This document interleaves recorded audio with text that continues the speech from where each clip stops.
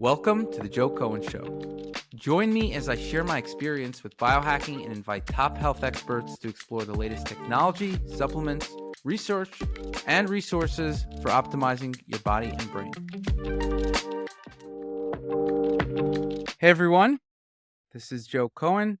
Today we're going to be talking about how to fix food sensitivities. Now, this is a topic that I don't feel like there's enough information on, or there's not enough good information on, because it's not something that there's very specific scientific information about. What is a food sensitivity? Where is it from? How can you fix it? Right? It's not even entirely clear where it's from. And I've been doing a lot of research to understand it and experiments, and also working with other people to try to get an understanding of what is this whole situation of food sensitivities. Food sensitivities I would say that it also encompasses food allergies. So there's food allergies, but a lot of people think of food allergies as you go to the hospital if you eat peanuts because your throat closes up. However, there's a lot of allergies or sensitivities that are not as severe. You don't need an EpiPen, but maybe your throat starts tickling. Maybe you get some mucus formation. Maybe you have a runny nose. Maybe you get a little weaker, a little more tired, a little inflammation. So there's kind of a whole host of things that can occur that don't necessarily involve acute care. And so that's what I consider food sensitivities. It's where you feel weaker from a food, but it's not something that you need to go to the hospital for. And there's all different kinds, right? There's, some of it, I wouldn't say there's just one category of food sensitivities, but, something is happening in the body where you take in a food and your body is not reacting in a way that it should react. It shouldn't attack the food. It shouldn't have inflammation. It should just see the food as not a foreign object that needs to be attacked, and the immune system doesn't need to be generated. And, so the system should be able to recognize it and not provoke an immune response. Now, what are these food sensitivities from? So, in a broad sense, these food sensitivities are from inflammation, right? And that's kind of what's clear. Everybody knows this is inflammation that's occurring from these foods. That inflammation could be at, in the gut. And that's kind of, so people with IBS and IBD almost always have food sensitivities. People with allergies and a whole bunch of other kinds of conditions also almost have food sensitivities. But in those cases, it doesn't necessarily involve the gut. It could involve other places. So where food sensitivities manifest themselves is not a single place, because everybody has a weak point in the body, right? The problem is that if it's not located in the gut, which, by the way, quite a lot of people have some kind of gut inflammation or some kind of gut symptom, but if it's not located in the gut, that's kind of where it gets even a little more murky. So a lot of people with autoimmune disorders, of whether the thyroid or a whole host of autoimmune disorders, multiple sclerosis, they notice benefits from having a more restricted diet of, eating things that don't provoke food sensitivities. And one recent example of this has been Jordan Peterson, who really, he said he had a lot of autoimmune issues, a lot of mood issues, and he followed a very strict diet of just eating beef and salt. And he said those things really basically went away. His autoimmune issues and his mood issues got a lot better. And so you hear a lot of these stories, and I would say that I was a similar case, whereas when I limited the foods to a few things, basically meat, beef, and vegetables, a lot of the inflammation that I was experiencing went away. And so that really caused me to go on a journey to try to understand what is the source of these food sensitivities, and why do some food sensitivities differ from other ones. You want to hear about the one health hack that is sure to change your life? Okay, here it is. Subscribing to this podcast. 67% of listeners aren't subscribed to the show, so please don't forget to show your support by hitting the subscribe button now. You'll not only be supporting the show, but also investing in yourself and your health journey, all while helping to keep us ad-free. Click the subscribe button now and enjoy the rest of the episode. And so, first of all, our immune systems are different. So, food sensitivities are not always from the same mechanism necessarily. And one example is the T helper system, where there's basically, you don't have to understand the technical aspects, but there's something called Th1, Th2, and Th17. And some people, there's kind of a balance. When you're more Th1, often you're less Th2. When you're more Th2, often you're less Th1. Th1 and Th17 tend to go together. And, depending on your immune profile, you could be sensitive or allergic to different things. So that's an example where they both can cause inflammation, but the inflammation is a little different and the sensitivities are a bit different. And so that is one thing that's for sure going on within food sensitivities, that system. But in time, I've been able to recognize other pathways that are causing these food sensitivities. And a lot of these pathways are also involved in autoimmune disease. And so it kind of goes together often where people who have an autoimmune type of profile, they get inflammation. They're basically, autoimmunity is your system is lacking the ability to recognize yourself as your own tissue, right? You have, let's say, a thyroid. Your body is attacking your thyroid.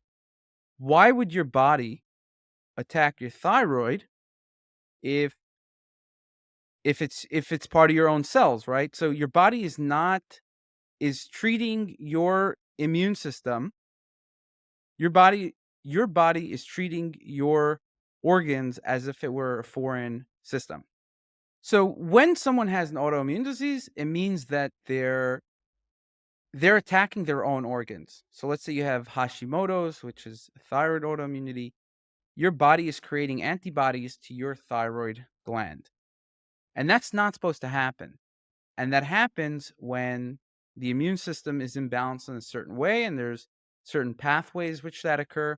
Now, if your body is recognizing your own organ as a foreign object, then it's it's also likely that it's recognizing various food antigens or food proteins as foreign objects, right? And so a lot of people with autoimmunity, they will, their body's attacking their own organs, but it's also attacking a lot of the foods that they eat. And so there is a connection between the two. And also, if the body's attacking, if the immune system gets generated by some trigger, it could be anything, environmental, it could be food, whatever is the weak point, wherever the body wasn't like it recognizing very well, let's say the thyroid, that's when it will get triggered and the issue will get worse. And so people often notices it by their weak point, right? They might feel like, hey, they have less energy because their thyroid, whatever. And so, number one is there's a correlation between your body not recognizing your your own organ, but there's also a correlation between your body not recognizing a food, and they also go hand in hand. If you get inflammation from a food, then it's also going to spike inflammation in organs as well. Now, let's look at what are some of the mechanisms within autoimmunity. So I mentioned the Th1, Th17, Th2, but the main pathway in which, when I was doing a lot of reading, what are, the mechanisms between food sensitivities, food allergies, autoimmunity, T regulatory cells kept on being mentioned. And there's also specific types of T regulatory cells, but these types of cells they basically regulate the inflammation. They tame down the inflammation. It's a central way where the body can recognize what is part of your own, what is what is safe and what is foreign, what is something it shouldn't attack and what is foreign that it should attack. So your body is really trying to recognize what is harmful to your body. Harmful would be an infection or a toxin, for example, and not harmful would be a food or your own organs. Now, often toxins and infections can put these things out of whack. And so a lot of times people get an infection, whether it's mono, flu, whatever it is, right? And after they start to notice that they have other symptoms, like, oh, I started to get this random inflammation in this part of my body after I got, some kind of infection. Or sometimes a lot of people say that they got affected by mold, they got exposed to mold, and then all of a sudden they had all these health issues as a result. And so the toxins and the infections have a way to imbalance the system, but really what it comes down to is these T regulatory cells as the most important mechanism. Now, there's a whole host of ways to regulate these T regulatory cells. And there's also certain types of T regulatory cells. One is called FOXP3 plus, which is the T regulatory cells that create tolerance. And so when you're researching autoimmunity, the T regulatory cells come up a lot because they essentially create tolerance to, your own organs. And by the way, and also food allergies, they come up because they also create tolerance to foreign proteins. Now, there's another place that they actually come up, and this is something that I forgot to mention, where I said that the immune system is designed to attack and get rid of toxins and infections. Another thing it's designed to attack and get rid of is cancer. So a lot of T regulatory research also involves cancer because when your body is prone to be tolerant of a lot of things, it could make a mistake and tolerate cancer. It can make a mistake and tolerate infections, for example. But cancer is something that comes up a lot where, you know, you don't want to tolerate the cancer cells. And so a lot of some of the cancer therapies are involved with lowering these T regulatory cells, but really what it comes down to is these T regulatory cells are also they can change locally in various places, right? So you can have T regulatory cells on the thyroid, you can have them in the gut, you can have them in cancer tissue, and some natural herbs or natural products, they can increase T regulatory cells in one way and decrease them in another way. A good example in like a certain other tissue, for example, cancer, a good example of that is one of the main polyphenols in green tea, EGCG, and then also astragalus. So these are known as anti-cancer, and they generally will decrease T regulatory cells within cancer tissue. It's not clear how much they work exactly, but that's the general concept. And they can increase them in other tissue to increase tolerance to, like for example, in the gut, so to increase tolerance for foods and other things like that. Now, when I was doing research on T regulatory cells, I remember it was around 2014, I realized this was a very important part of inducing the tolerance. One of the main things that the research was discussing, like there was basically a couple key pillars: vitamin A, vitamin D, and omega 3. So that's EPA, DHA. Those were the main three key pillars of T regulatory cells. Now, when it comes to vitamin A, very few people are actually deficient. And so when I did experiments of taking high doses of vitamin A, I didn't really notice any significant effect. And I don't think most people would. There is a few cases where you could be deficient. For example, if you're on a vegan diet and you have certain genetic propensities not to convert beta carotene to retinol. And so that could be problematic for certain people on a vegan diet. But on a regular omnivorous diet, and especially if you're consuming liver, so liver is very rich in vitamin A, there's no reason you should be deficient in vitamin A. But again, that can differ based on genetics. There's genetic predispositions. But in general, I would say most people are not deficient in vitamin A, the vast majority.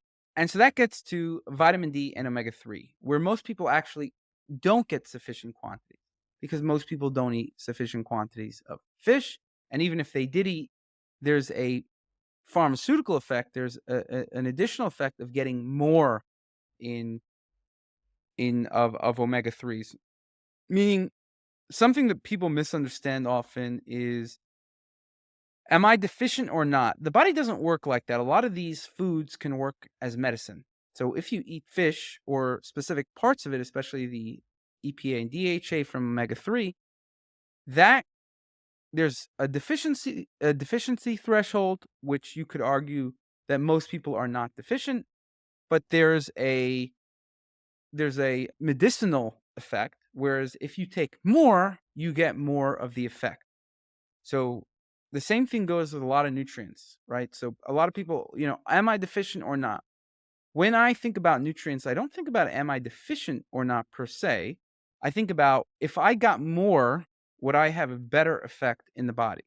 And that's not currently how people think about nutrients, right? And some of the reason is because more is not always better. Depends on the nutrient, and so in certain cases more is not always better. But often more is better for a certain issue or a certain whatever, a certain goal, let's say. So omega 3 and vitamin D is deficient in most people. That is known. And so getting more vitamin D is going to be important for T regulatory cells. Again, that's for food sensitivities, autoimmunity. And then omega 3 is also really good for autoimmunity and food sensitivities. And when I did megadose omega 3, I noticed a significant effect. Not too significant effect with vitamin D, maybe a little bit, but did notice a good effect from omega 3. Now, you don't want to focus on any one thing too much, because the more you take it, if you're taking omega 3 as a medicinal thing, then the more likely you are for side effects. And I was taking in huge amounts of omega 3 for its medicinal properties, and it was doing a pretty decent job of lowering food sensitivities, but it actually can thin your blood too much. And I was started to notice that I would get bruises a lot easier, and so I basically decided, okay, let me cut down to something more reasonable. And that was, that helped, but it didn't kind of fix the food sensitivity problem. Even at high doses, it wasn't a complete fix. Now, I always knew that there's a lot of other things in in the whole food sensitivity or autoimmunity realm that I wasn't really quite understanding. And so one of the things I figured out after omega 3, so omega 3 was the first thing I figured out, and that was a good hack, you could say. Another thing was butyrate, and it just kept on coming up ever since I discovered it in the form of resistant starch. So that's Joe's resistant starch. I've been taking that for a long time, and it's just had incredible effects on the body, especially food sensitivities and autoimmunity. Now, there is a dose effect with butyrate. More is not necessarily better. And so I've pushed the dosage there as well until I started to get some negative effects. But when you take a certain amount, I recommend 20 grams as a good, easy starting dosage that won't cause any side effects. If you want to lean on that more, you could take 40, maybe even 60 if you get used to it. But I was taking 100, 120, and that was too much. And basically the side effects were gastrointestinal, but the effect was too strong as well. I'm not going to go into all the details, but it was just a very, very strong effect.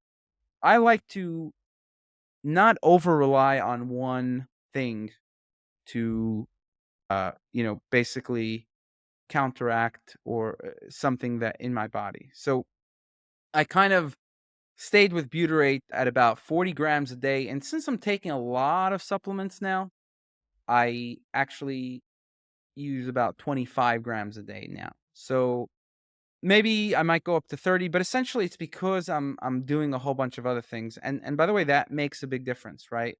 If I was doing less things, I would take more omega 3, more butyrate.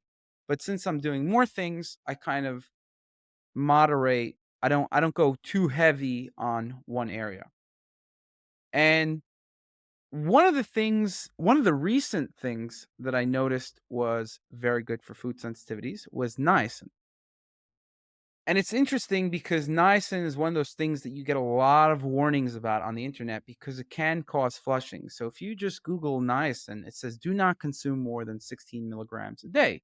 Now, they've been giving 3,000 milligrams a day to lower cholesterol for a really long time, and they found no increased mortality at all in any of the studies. So 3,000 milligrams a day is perfectly safe.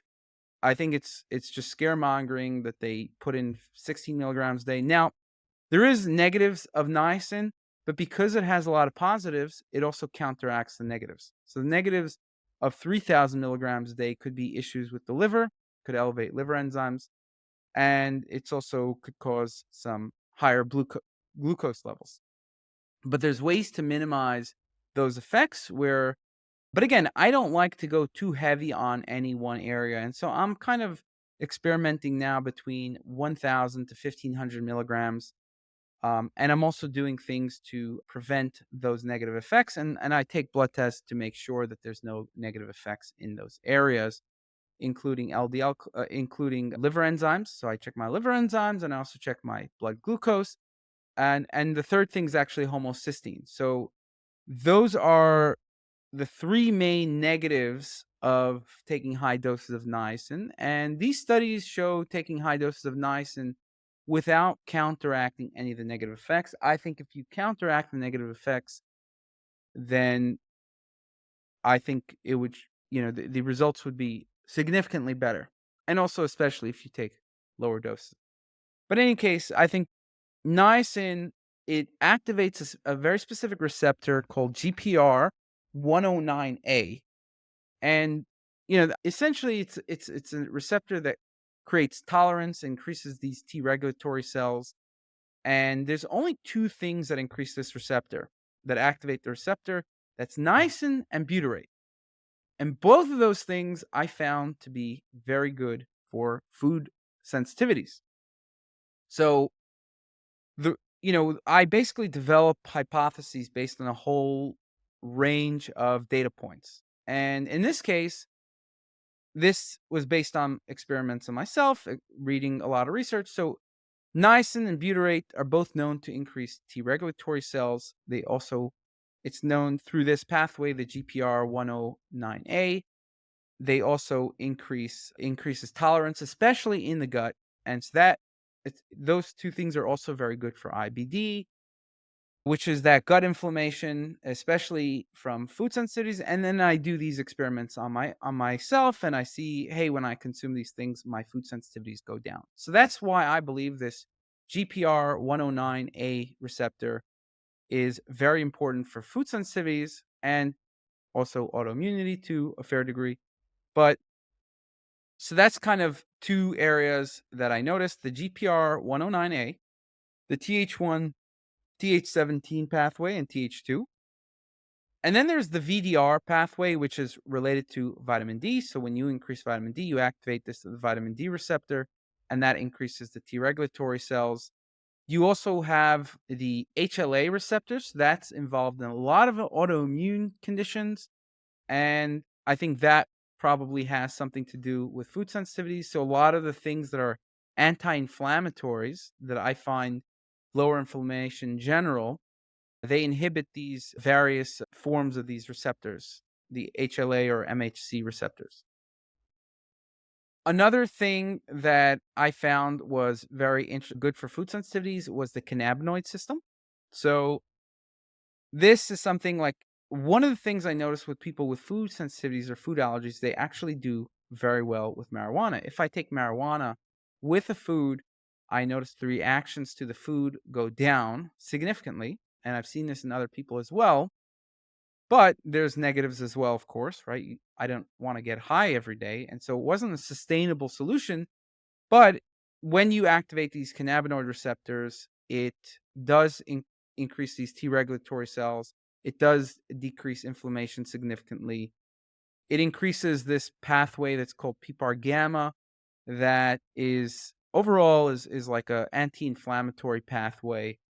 The negative to that is you could also gain weight. So a lot of people who have this predisposition to autoimmunity, to inflammation, to food sensitivities, they often are very thin, or they have a problem gaining weight. Not always. Some people could also be overweight, but essentially a lot of people who are thin naturally kind of have a problem with the cannabinoid system slash PPAR gamma, and that's a whole pathway there. So based on my reading, my experiments, and seeing, all these things together, I think the cannabinoid system is another mechanism there. And that's something I discovered a number of years ago. So I kind of keep on discovering things throughout the years, and I write them down, or I think about it as a pathway. Now, another I believe is the methylation pathway.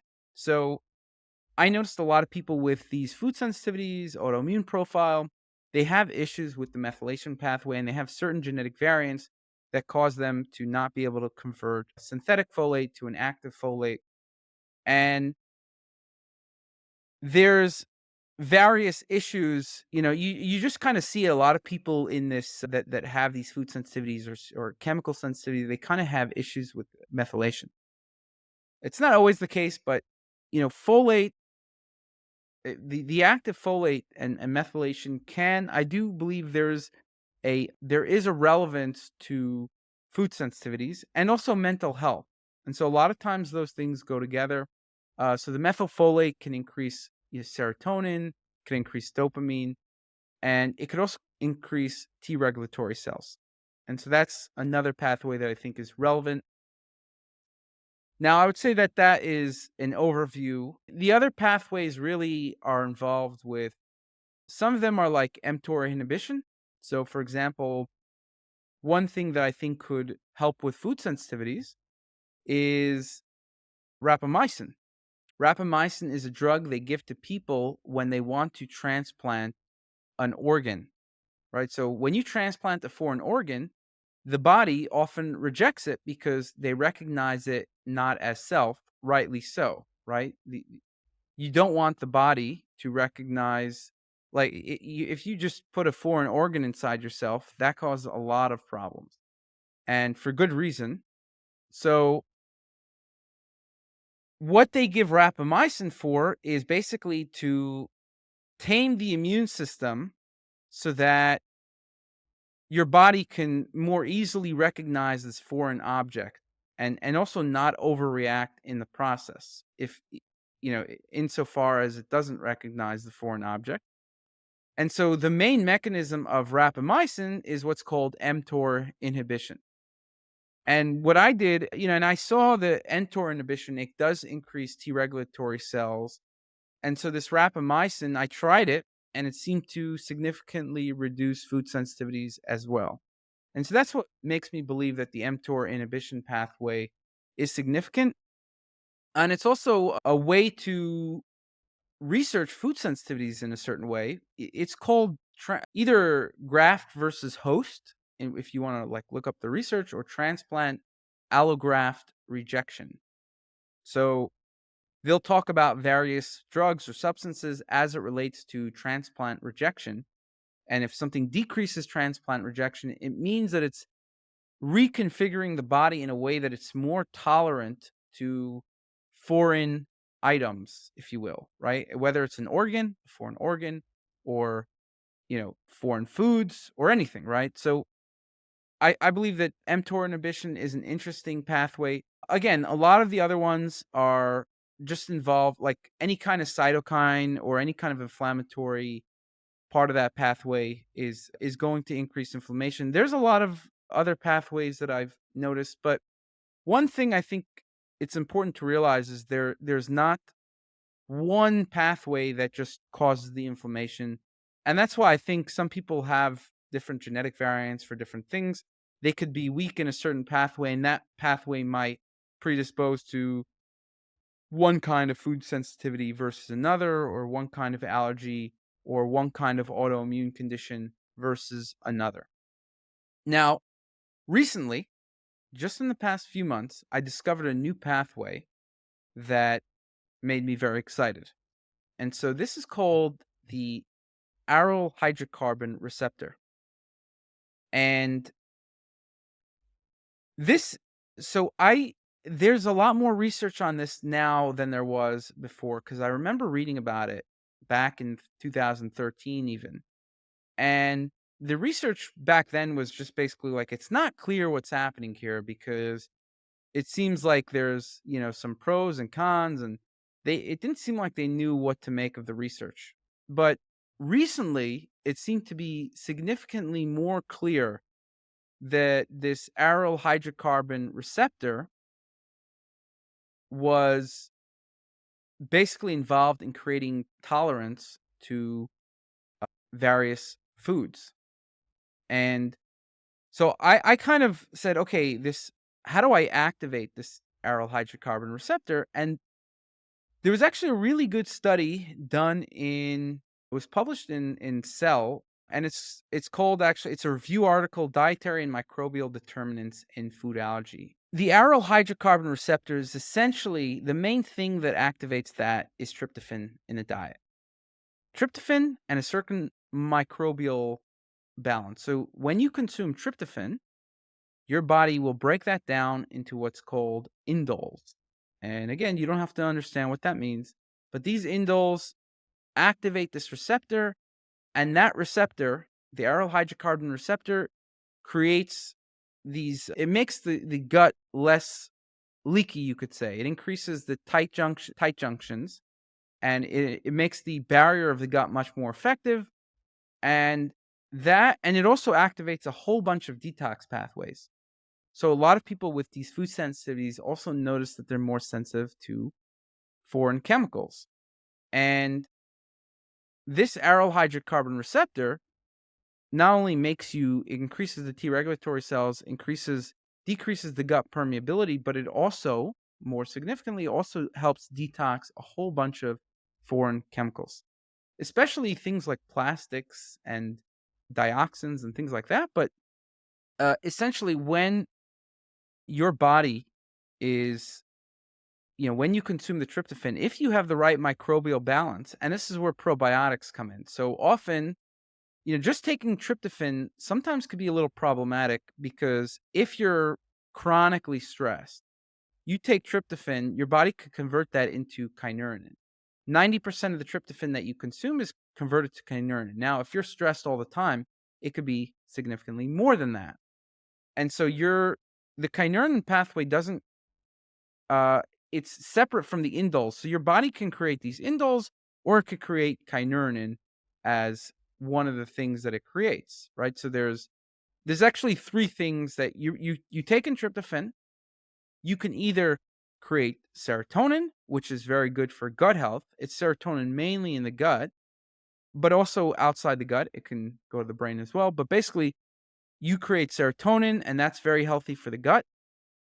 It makes the gut move, i.e., motility. It does a bunch of good things for the gut and also the brain. The other thing is, I mentioned the indoles. And those indoles do a whole bunch of different things that are great for the gut, and also good for detoxing, and good for the brain, and a whole bunch of other things. Or it can create kynurenine. There are some benefits to kynurenine, but essentially, once it goes to kynurenine, it could then get converted into something else, which is quinolinic acid, which is more toxic to the brain. And so what happens is that when people get overly stressed, they create less serotonin, they create less indoles, and they create more kynurenine. And that is where the problem is. Now, everybody, again, there's different predispositions, different variants. Some people have a higher need for tryptophan.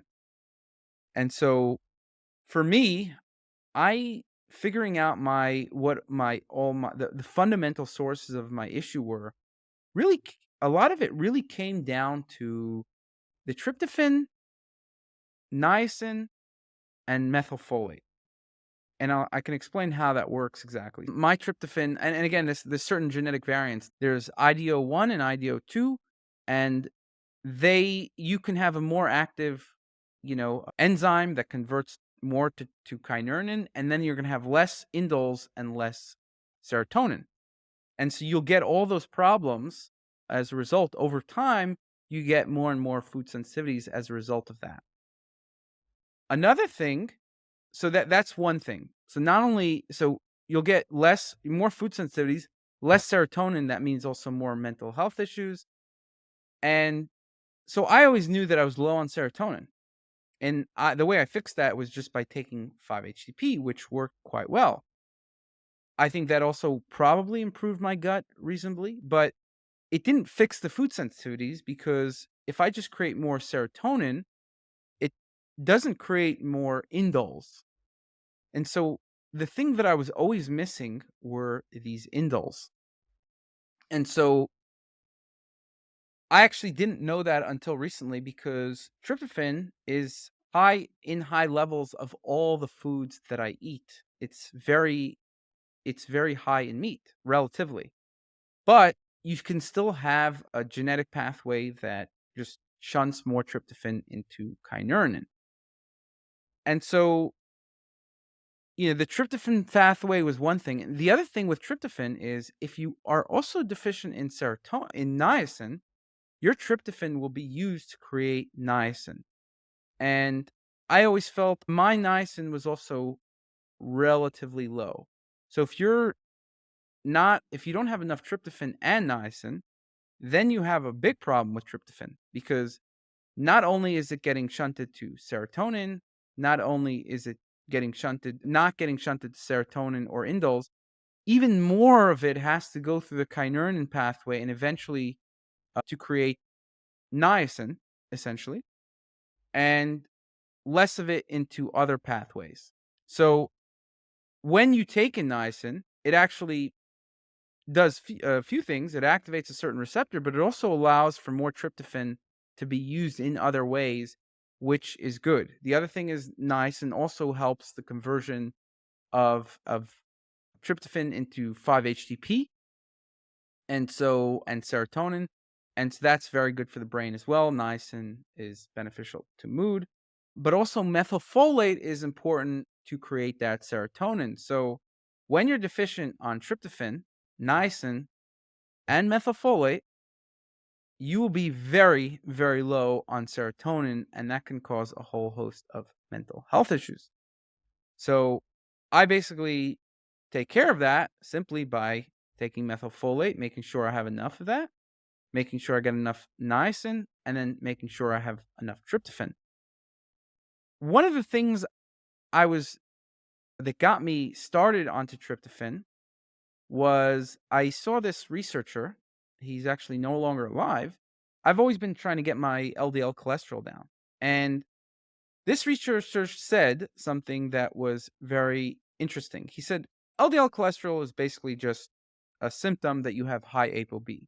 And that's something that I already knew. It's just a measure of ApoB, which is the real cause of cardiovascular disease or one of the significant causes. And that's something that I already knew.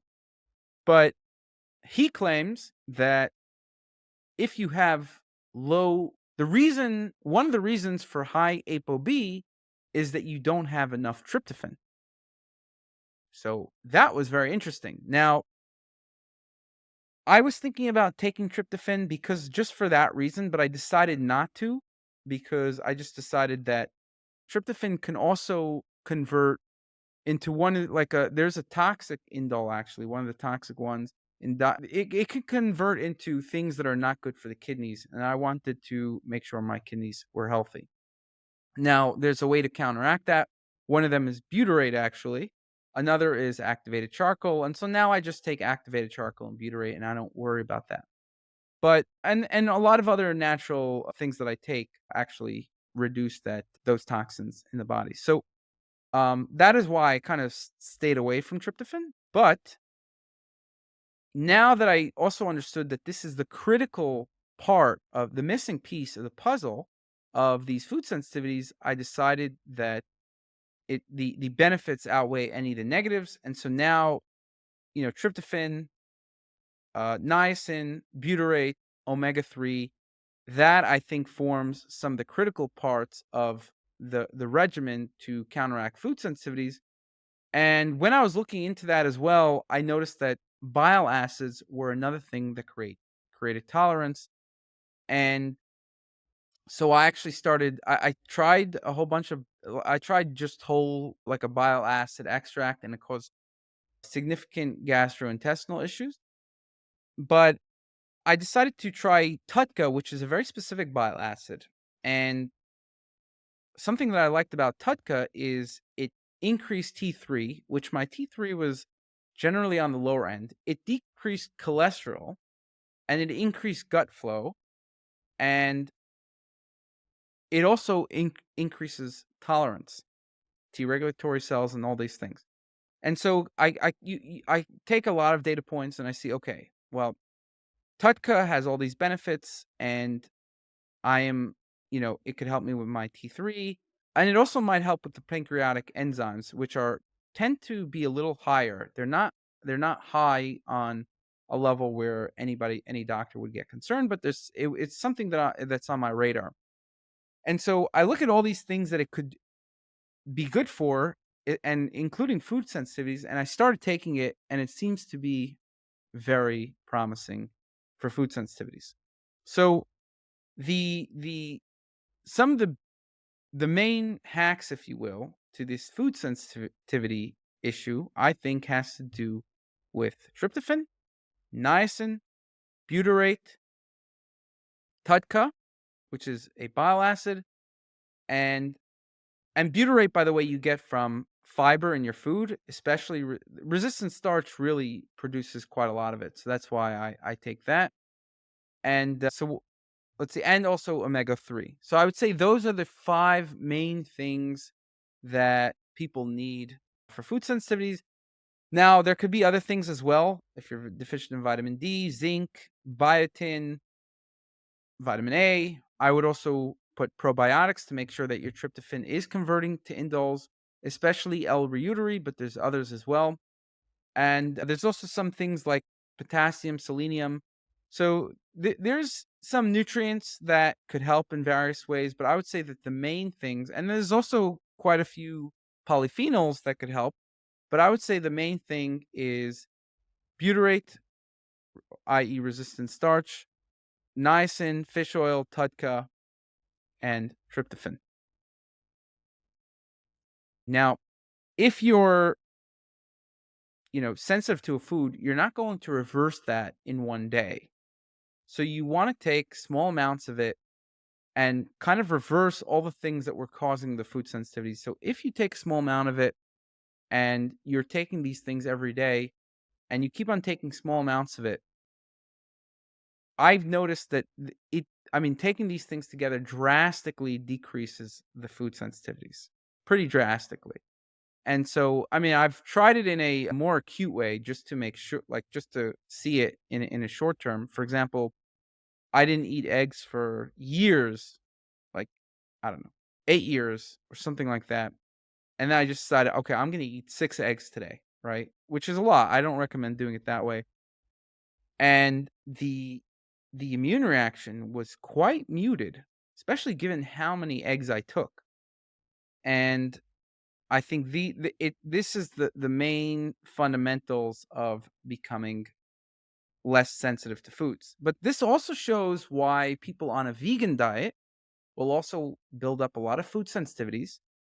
So on the one hand, they're getting a lot of fiber, which is good. So that will kind of lower the food sensitivities. On the other hand, they're not getting enough tryptophan. So or niacin often, because niacin and tryptophan are usually found more in meat. And so that's why a lot of people who have autoimmune type issues, they kind of do well with this carnivore diet where number one is you stay away from all the things that are maybe spiking the immune system, but you're also getting more tryptophan, more niacin, and actually more bile acids as well, because if you're eating more fat, your body's producing more bile as well. On the other hand, one of the mistakes that sometimes these people make is they don't include fiber, which means they're not getting enough butyrate. And so people on an autoimmune type phenotype, they end up noticing that fruits, vegetables, plus a high animal food diet, meat, chicken, fish, which is rich in tryptophan, rich in niacin, produces a lot of bile acids. This type of diet makes them feel really good. Now, there's ways to supercharge that by taking TUDCA, by taking tryptophan, by taking more niacin, by taking more fiber in the form of this butyrate, which is or resistant starch, more like, which converts into butyrate. And so that's how you supercharge it in order to even reverse these food sensitivities quicker.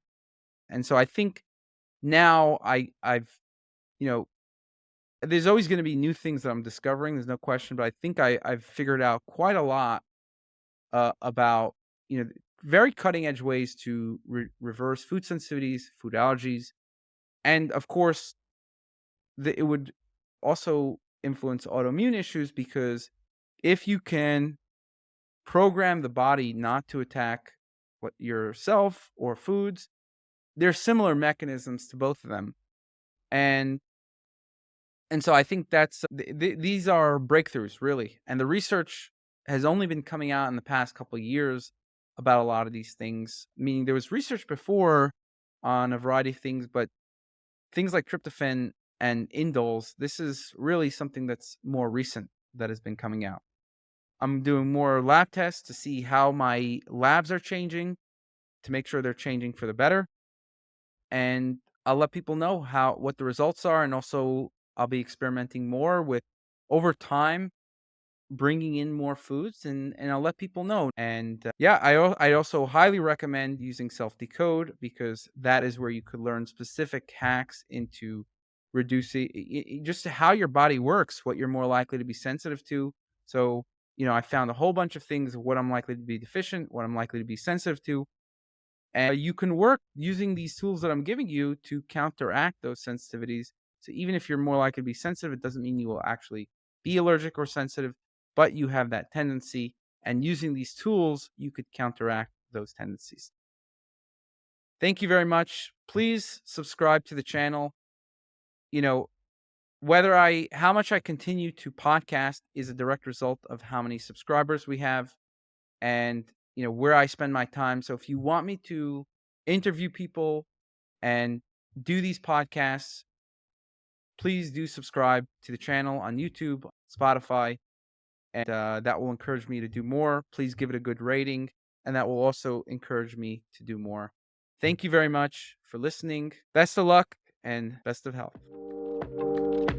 67% of listeners aren't subscribed to the show, so please don't forget to show your support by hitting the subscribe button now. You'll not only be supporting the show, but also investing in yourself and your health journey, all while helping to keep us ad-free.